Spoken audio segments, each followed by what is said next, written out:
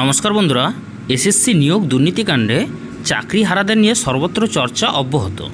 ইতিমধ্যেই কলকাতা হাইকোর্টের ডিভিশন বেঞ্চের নির্দেশ চ্যালেঞ্জ করে সুপ্রিম কোর্টের দ্বারস্থ হয়েছে রাজ্য সরকার এবং স্কুল সার্ভিস কমিশন।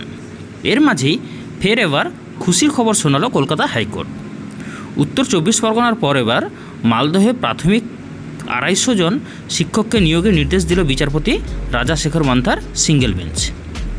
2009 সালে বাম আমলে মোট 4টি জেলা মালদা, উত্তর 24 পরগনা ও হাওড়া ও মালদহে নিয়োগ সংক্রান্ত বিজ্ঞপ্তি জারি করে প্রাথমিক শিক্ষা পর্ষদ।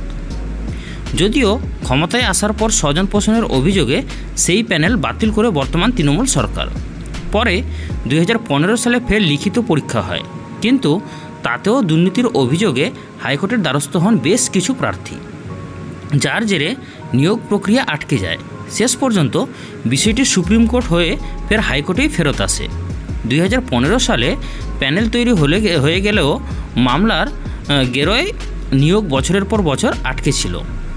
অবশেষে বিচারপতি তপব্রত চক্রবর্তী 2021 সালে প্যানেল প্রকাশ করতে নির্দেশ দেন।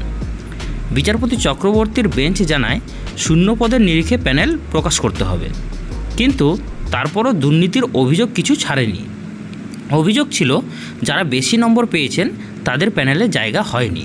সব পক্ষের সওয়াল জবাব শুনে বৃহস্পতিবার সেই মামলার নিষ্পত্তি করলেন বিচারপতি রাজাশেখর মান্থা। নির্দেশে বিচারপতি জানিয়েছেন চলতি বছরের 25 এপ্রিলের আগে যারা আবেদন জানিয়েছিলেন, অর্থাৎ 250 জনকে 2 মাসের মধ্যে নিয়োগ দিতে হবে।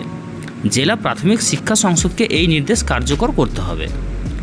উত্তর 24 পরগনার মোট 867 জন শিক্ষককে আগামী 2 মাসের মধ্যে নিয়োগ দেওয়ার নির্দেশ দিয়েছেন বিচারপতি মান্থা। এছাড়াও কয়েকদিন আগে হাওড়া জেলাতেও প্রাথমিক নিয়োগে প্রায় 400 জন শিক্ষককে নিয়োগ করার নির্দেশ দিয়েছেন বিচারপতি রাজাশেখর মান্থা। তো বন্ধুরা, যাই হোক, বর্তমানে এসএসসির 25,700 জনের চাকরি চলে যাওয়ার আবহে এই 2009 সালের প্যানেলের যে নিয়োগের নির্দেশ দিয়েছেন কলকাতা হাইকোর্ট, সেটি অত্যন্ত প্রাথমিক শিক্ষকের জন্য স্বস্তির খবর।